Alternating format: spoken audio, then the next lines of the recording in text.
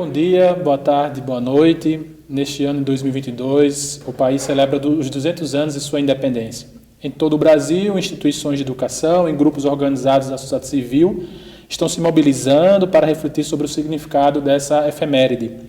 Em nosso estado, um grupo de professores e de alunos da Universidade Federal do Rio Grande do Norte e do Instituto Federal de Educação, Ciência e Tecnologia do Rio Grande do Norte tomou para si a iniciativa de promover diversas ações em torno do bicentenário. São conferências, exposições, publicações, podcasts e vídeos que levam à reflexão sobre a semântica dos 200 anos da independência do Brasil.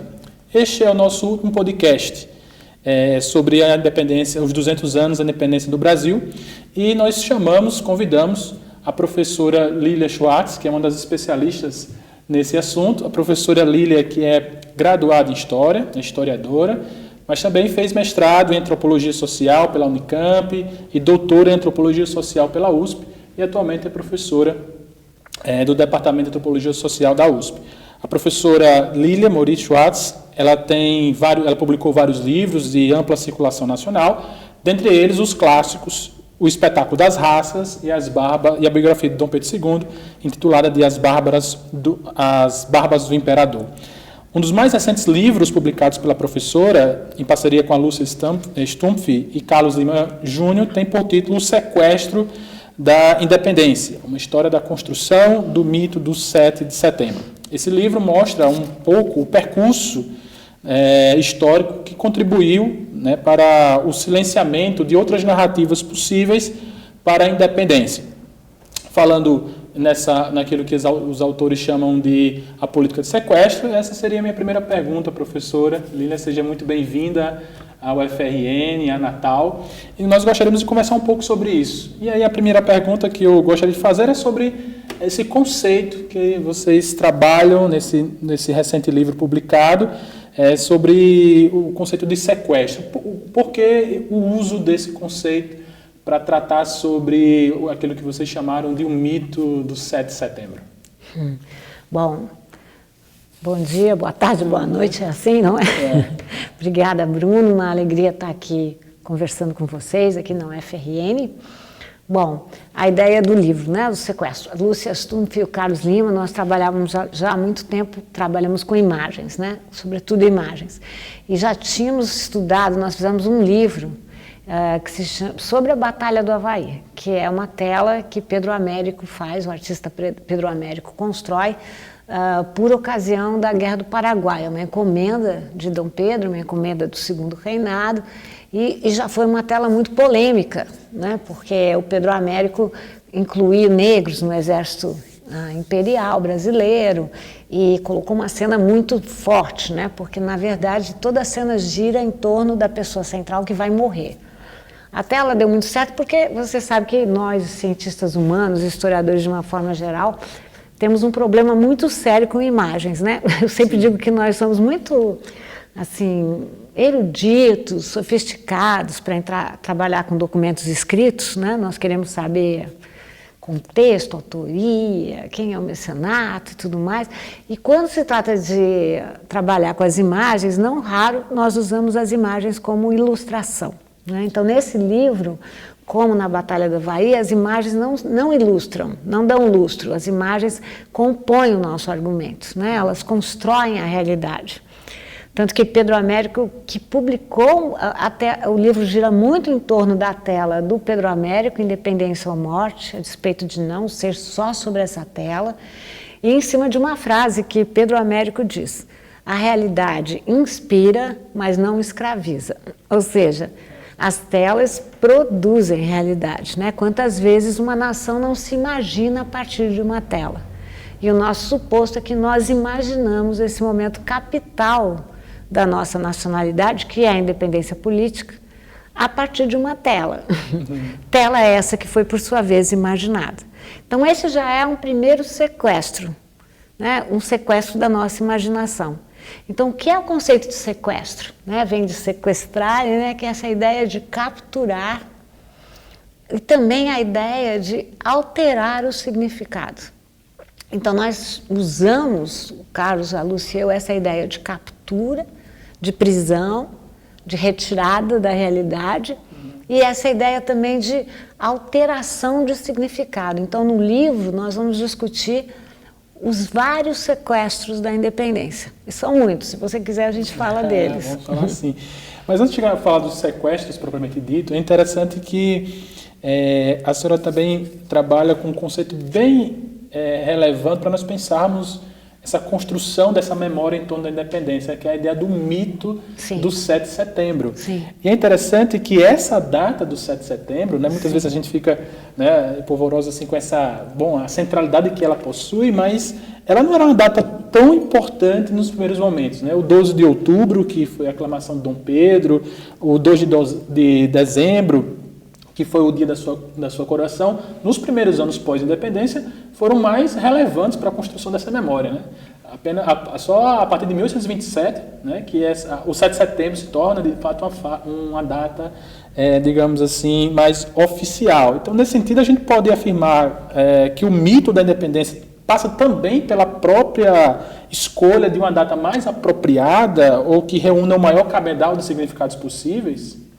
Olha, mais ou menos. Vamos lá. Bruno, boa pergunta. Mas, bom, primeiro eu trabalho com a noção de mito. Eu, como você mesmo escreveu a minha biografia, eu trabalho na fronteira entre antropologia e história. E eu trabalho muito com o conceito de mito de Claude Lévi-Strauss, que chama a atenção que, diferente do que nós usamos no senso comum, essa poderosa teoria do senso comum, né, que na minha opinião é muito poderosa, mas isso já é outra história, nós usamos mito como mentira. E Lévi-Strauss chama a atenção que tudo que o mito não faz é mentir. Ou seja, o mito age em espiral por sobre o quê? Por sobre contradições fundamentais da nossa sociabilidade. Noite e dia, morte e vida, isso pensando nos grandes mitos. Mas se a gente pensar nos mitos históricos, então, o mito da origem é um mito fundamental. É quando você produz um imaginário sobre nascimento, por oposição à morte, né? Ou seja, elevação. E a nossa ideia é que esse momento vai também aparecer em espiral, vão ter várias versões. A primeira versão é a do 7 de setembro, como você chamou a atenção, porque nós vasculhamos a documentação de 1822, 23, 24, 25, 26, não se fala em Ipiranga em 7 de setembro, ninguém menciona a data, né? E eu persigo isso há muito tempo, aí fui em outro lado, fui na Câmara, fui nos jornais, falei, não, há de aparecer, não aparece. Em 1827, Dom Pedro I menciona o acontecimento, o extraordinário acontecimento às margens do Ipiranga.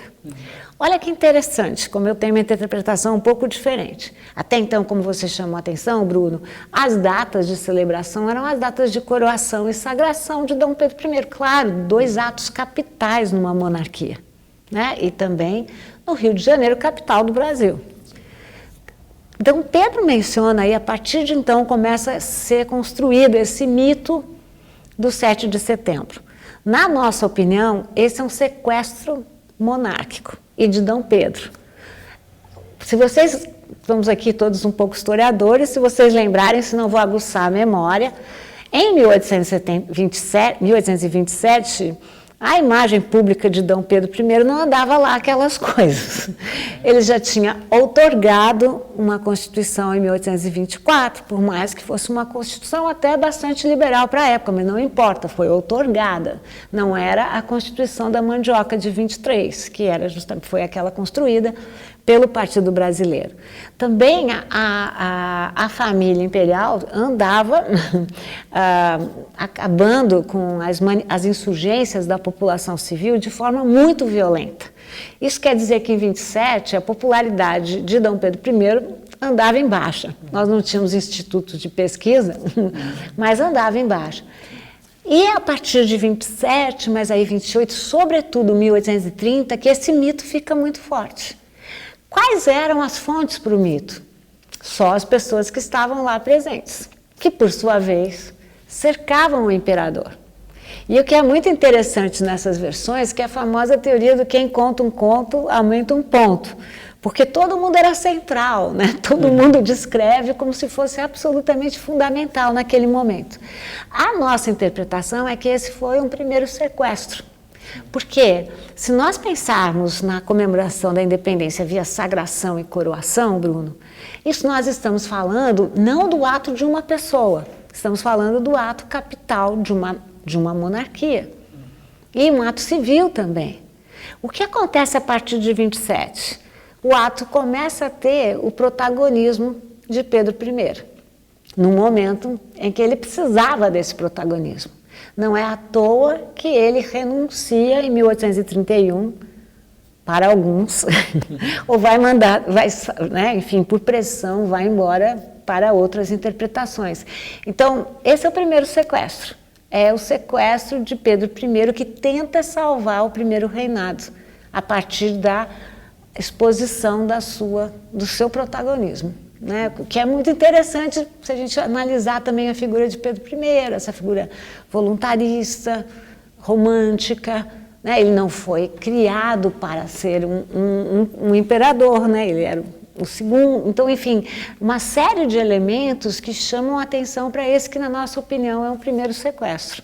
É muito interessante, né? Porque primeiro, São Paulo era uma província, nessas alturas, bem afastada, né, das decisões políticas, não era um centro cultural, nem nada, né? E nós sabemos também que essa não era uma viagem oficial, né? Então, por que se seleciona essa data? Na nossa impressão, é para figurar o protagonismo do primeiro imperador. Verdade. E nós estamos comemorando, né, professora, o bicentenário. Sim. Né? É uma oportunidade que nós, historiadores, temos de revisitar esse passado. Esse passado que já foi revisitado, né? Na ocasião da comemoração do centenário da independência do Brasil, na década de 20, né? Os governos republicanos, né, revisitaram essa memória em torno da independência do Brasil para unificar o país, né? Então, a comemoração serve um pouco também para isso, né? Ela serve como nós chamamos hoje de usos políticos do passado. E hoje estamos cá, novamente, revisitando esse passado, né? Qual a importância de nós, historiadores, revisitar, né? A importância de nós, historiadores, repensar essa memória em torno da independência. Em outras palavras, eu gostaria de fazer uma pergunta para mexer com os nossos pares e também a nós mesmos. O que o historiador comemora quando comemora a independência do Brasil? Bom, eu tenho 4 horas agora para falar, né? São 4. Bom, vamos lá. Vou falar primeiro da nossa interpretação, depois chego à questão dos historiadores, porque acho que vai ficar clara a minha posição. Nós estamos falando aqui dos sequestros da independência, você mencionou um deles, né? Mais um, 1922, no centenário da independência, onde eu diria, nós defendemos isso no livro, como a nossa história ainda é muito sudestina, eu posso falar com esse sotaque que eu tenho, né? E falo isso criticamente.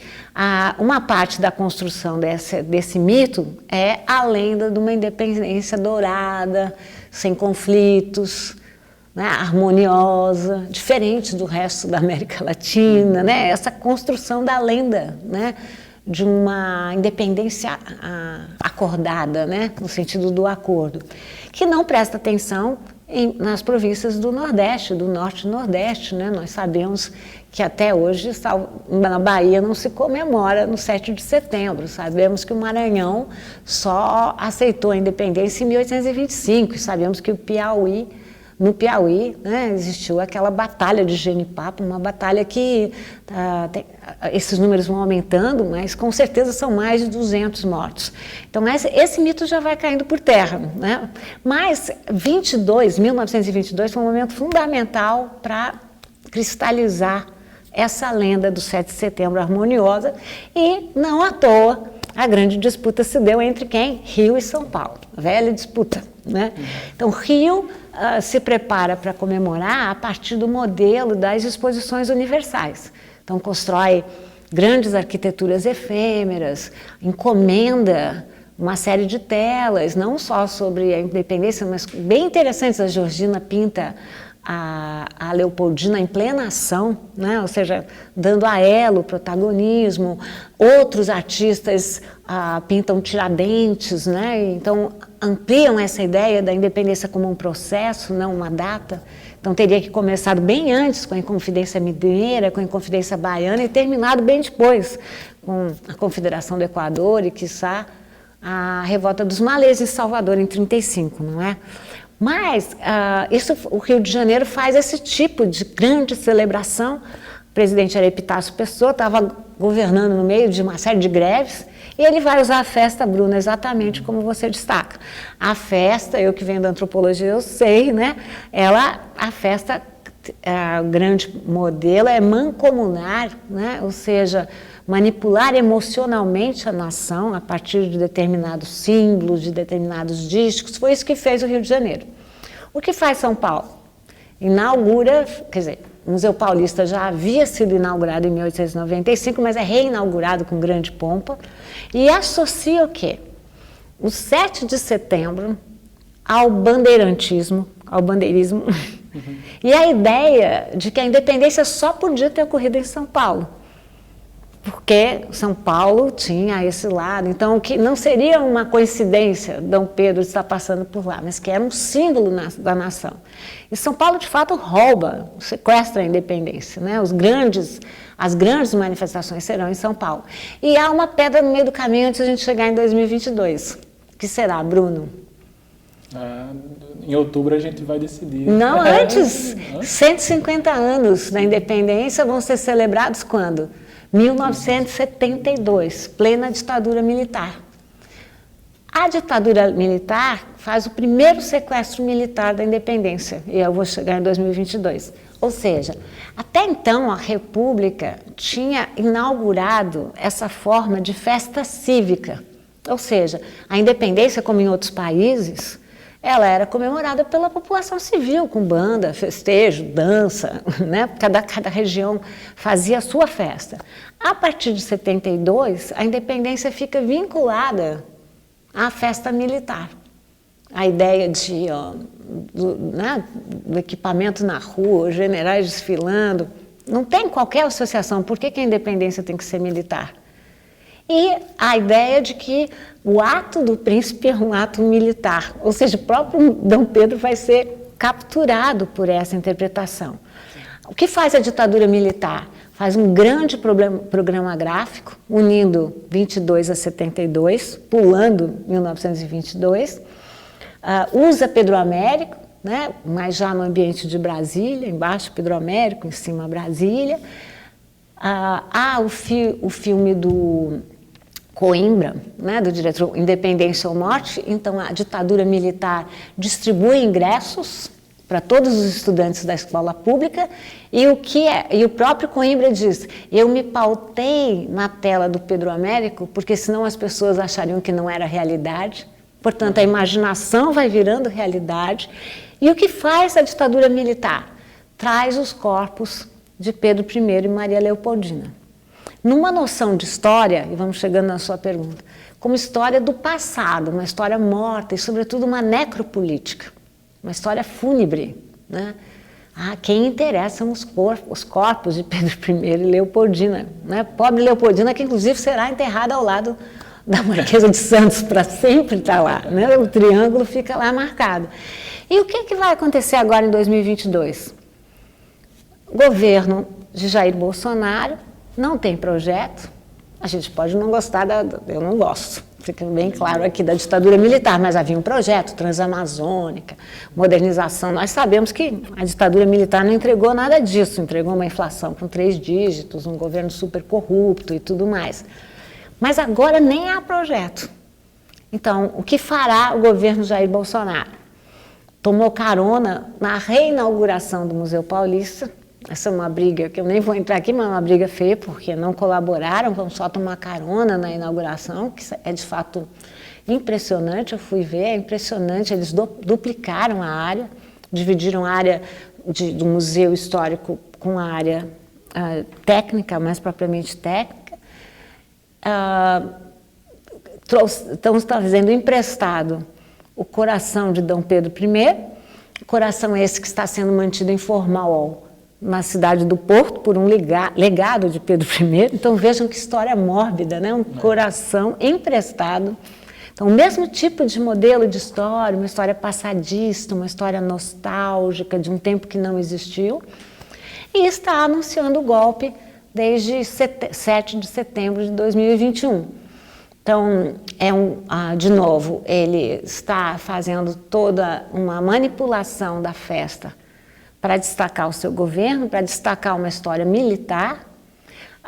O programa que ele inaugurou para 22 só usa basicamente o punho da espada de Dom Pedro na tela de Pedro Américo, uma empunhadura que parece militar, tirada do seu contexto, e vamos ver o que vai acontecer no próximo 7 de setembro, mas sem dúvida Jair Bolsonaro está se utilizando da data, da efeméride, para fazer o que ele tem como projeto, né? Ou seja, a sua reeleição, é nisso que ele trabalha desde que foi eleito. Ele tenta suavizar a impressão de crise financeira e vai conturbar o processo eleitoral. Então, o 7 de setembro está todo imiscuído. Qual é o papel da historiadora, do historiador, né? Enfim, quem sou eu para dar lição para as pessoas? Eu posso só dizer o que eu tenho feito. Eu acho que a gente vive um momento em que é preciso praticar uma cidadania vigilante. De que maneira? Cidadania é uma franquia da democracia, cada um pratica do seu lugar. O que eu imagino que devemos fazer? Devemos dar boa informação à população, dados históricos e restituir a festa cívica. Acho que os historiadores e historiadoras têm muito a fazer nesse sentido. Mostrar não só a construção cívica desde 22, mas a ideia de quando é que a festa vira militar. Esse é um sequestro fundamental e que tem uma influência imensa no nosso imaginário. Então, acho que o papel dos historiadores e das historiadoras nunca foi tão forte. Também para mostrar que a história que nós fazemos agora, e há muito tempo o Brasil é reconhecido por ter uma historiografia muito famosa, uma ciência social de uma maneira geral muito reconhecida internacionalmente, que a história que nós fazemos não é assim colonial, nem tão europeia e nem tão masculina. E, sobretudo, cada vez mais, a historiografia vai vendo que foram muitas as independências. E que o 7 de setembro foi só um momento de meada. Não foi nem um momento de início, nem um momento de final. Então, essa independência plural, com muitos agentes sociais, entre indígenas, já sei que falaram sobre o tema aqui, população negra, mulheres, é uma história que nós temos que contar para a população, para capturar de novo esse sentido cívico da efeméride. Eu, em geral, Bruno, sou contra a efeméride, porque efeméride que vira feriado, né? Vocês vão cortar o programa agora, né? Como assim ela é contra feriado? Porque eu acho que a gente tem que transformar a efeméride num momento de reflexão cidadã, né? Professora, é interessante que a senhora menciona isso, desses vários sequestros, e agora há pouco a senhora mencionou a questão do Sudeste, né? Eu pesquisei também sobre a comemoração do centenário da independência aqui no Rio Grande do Norte. Opa. É interessante que a narrativa era bem outra. Não se discutia propriamente o 7 de setembro, se discutia o descobrimento do Brasil. Né? Olha só. E aí, qual era o interesse desses intelectuais? Bom, de que maneira o Rio Grande do Norte entra nessa história? Né? E o Rio Grande do Norte entra nessa história no nascimento do Brasil. Então, é meio que o Rio Grande do Norte nasceu antes do Brasil porque os espanhóis chegaram aqui primeiro. Né? E é interessante como essas várias versões em torno, né, do nascimento do Brasil, né, em torno da nossa independência, vão se construindo nessas elites intelectuais. Né? E aí a senhora, quando falou sobre essa questão desse sequestro, né, das elites políticas e intelectuais do Rio de Janeiro, né, e de São Paulo, né, na construção dessas narrativas, né? Cabe ao historiador justamente problematizar. Eu acho muito poderoso essa sua fala, por ser uma historiadora vinda do Sudeste, né? E problematizando tudo isso, porque, afinal de contas, parece que a história do Brasil se confunde, né, com São Paulo, a história de São Paulo, Rio de Janeiro, e tudo aquilo que está à margem são as chamadas histórias regionais, né? Então, eu acho esse sequestro, eu achei a ideia muito potente que a senhora coloca. E para, infelizmente, finalizar o nosso papo, a senhora já começou a trazer um gostinho aqui, um aperitivo sobre esses sequestros relacionados a esses sujeitos históricos que estão à margem, né? Voltando para a nossa conversa, que é a imagem de Pedro Américo, nós temos no centro o Dom Pedro I, né? A figura militarizada, e à margem, eu me lembro, professor, eu era aluno do ensino básico, e o meu professor chamava a atenção para isso. Olha, o que é que está à margem dessa pintura? Justamente trabalhadores, né? Notadamente personagens negros. Será? E aí eu caso essa minha última pergunta com, novamente, resgatando um pouco esse papel do historiador. Como, dentro dessa imagem que é rica do Pedro Américo, como a gente pode trabalhar esses excluídos da história da independência que foram sequestrados pelo mito do 7 de setembro? Bom, em primeiro lugar, eu penso que a grande novidade dos 30 anos democráticos do Brasil foram justamente descentralizar a escola superior no país, né? Ou seja, nós temos, a exemplo da UFRN, né? Quer dizer, grandes centros que escapam, ainda bem, né, de Rio e São Paulo. Eu lembro que eu ficava sempre muito preocupada quando eu estudei a escravidão, que as pessoas mostravam só imagens das plantações de café do Rio e de São Paulo e falavam, então, a escravidão no Brasil foi assim. Eu falava, jura? Né? Ou seja, então, eu acho que esse movimento é um movimento que vai enriquecer e muito a nossa historiografia, né? Porque nós vamos parar de acreditar que a história de uma região é a história, ou seja, esse colonialismo interno que a região sudeste faz em relação às demais regiões do país. A segunda questão, Pedro Américo. Pouca gente sabe, mas Pedro Américo apresentou, eu vou mostrar na palestra, então acho que vai ficar gravada a palestra, já fica um aperitivo para que assistam a palestra também. Mas Pedro Américo apresentou um primeiro rascunho para a comissão do Ipiranga, rascunho esse que não foi aprovado. Nesse rascunho, apareceu no primeiro plano 2 trabalhadores negros. Nós sabemos que são trabalhadores porque eles trazem os objetos de trabalho, a enxada, o foicinho, a foice e tudo mais. Esse projeto mostrava um povo muito menos pacífico, porque um povo que estava incluído na ação. Já a versão da tela de Pedro Américo, que virou uma espécie de realidade da independência, quando o próprio Pedro Américo nunca pretendeu, apresenta o povo de outra maneira.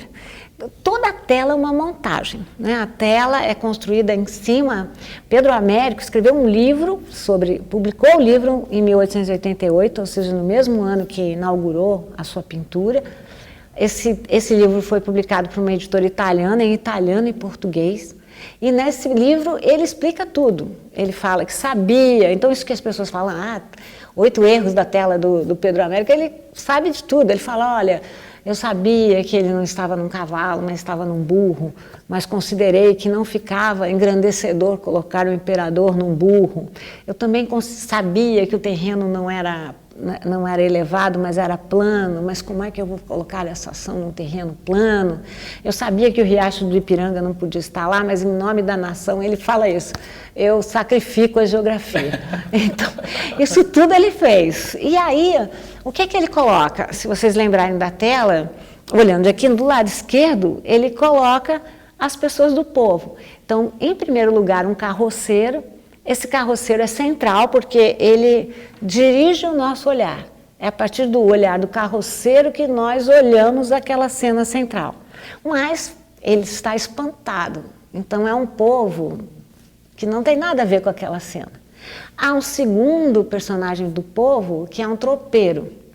Um tropeiro que tem a ver com a São Paulo, né? O lugar, São Paulo nesse momento era muito mais um lugar de passagem do que um lugar de retida, né? E mais acima, pouca gente vê, aí sim um trabalhador negro que leva uma mula, ele sim está levando uma mula, mas o que é interessante, é um detalhe que só agora a gente pode ver bem, enquanto a independência vai para cá, na figura de Dom Pedro, o povo vai na contramão, vai do outro lado. Então, se a gente analisar com cuidado a tela, e conhecendo a produção do Pedro Américo, né, ele dá um jeito de representar esse povo. Mas na historiografia demorou muito para que a gente pensasse em outros agentes sociais, outros sujeitos históricos, outras protagonistas históricas. O Jacques Le Goff, ele diz que a história é filha do seu tempo, ou seja, a gente sempre volta ao passado com questões novas, não é? E o nosso tempo, a nossa época, a minha época, foi dado a pensar na linguagem dos direitos civis, que são linguagens da diferença no universal, né? E do universal na diferença. E nós passamos a olhar para personagens que em absoluto não figuravam, né? Indígenas, como eu disse, indígenas, população negra, população trabalhadora, como você chama a atenção, mulheres. E quanto mais a gente olhar, mais nós vamos encontrar. Quanto mais nós procurarmos pelas fronteiras, né, por outros estados, mais nós vamos achar esses protagonistas, que podem não estar na cena principal, com certeza não vão estar no documento oficial, mas vão estar em outros documentos, né? Eu acho que a historiografia brasileira é conhecida também por sua criatividade, por buscar trabalhar documentos de outras formas, né? A partir muitas vezes do que o documento não quer dizer. Eu tenho trabalhado muito com fotografias e graças a uma técnica mais contemporânea, agora é possível, nos é dado abrir as fotografias muito mais do que os próprios profissionais. E nós começamos a ver nas cenas personagens que nós não conseguimos ver. Então, essa ideia do close-up da fotografia pode funcionar como uma metáfora de tudo que a gente tem pela frente, né? Ou seja, vamos abrir esses documentos, majorá-los, né? E vamos ver outras realidades totalmente distintas, né? E vamos escapar a essa história tão colonial e tão masculina e tão monárquica também, né? Que é uma especialidade do Brasil, né? E tão sudestina. E tão sudestina. Tão militarizada. Militarizada, né? Também, toda razão, Bruno. Então, é importante os historiadores recuperarem o seu olhar para esses sequestros da história, né? Professora, muito obrigado por esse pequeno aperitivo dessa riqueza da sua fala, né? A importância e a relevância da sua pesquisa, né? Do seu trato com essa fonte, né? Obrigada. A pintura. E à noite nós vamos ter mais um banquete. Né? Aí vamos ter as imagens, né? E vamos ter as imagens, então eu convido você que está assistindo e ouvindo esse podcast a também ouvir depois a palestra da professora Lília, que ela vai se aprofundar mais ainda nessas questões que nós acabamos de discutir, refletir um pouco aqui. Professora, a senhora teria mais alguma coisa a acrescentar, algum ponto, alguma mensagem aos nossos ouvintes sobre o tão esperado 7 de setembro? Então, gente, eu acho que vamos ter que convocar a população, né, para que a população esteja atenta, para que a população diga não se vier pela frente um golpe, né? Dizem que nós historiadores e historiadoras não somos muito bons na história presente, né? Na história do presente, porque nós preferimos sempre analisar processos que se encerram, mas nesse caso acho que não temos escapatórias, né? Porque esse fato histórico está entrando no centro dessas batalhas narrativas, que são também batalhas ideológicas, né? Então, acho que vamos ficar de olho vigilante e democracia ativa. Okay. Muito obrigado, professora, mais uma vez, e a todos, até uma próxima oportunidade. Até.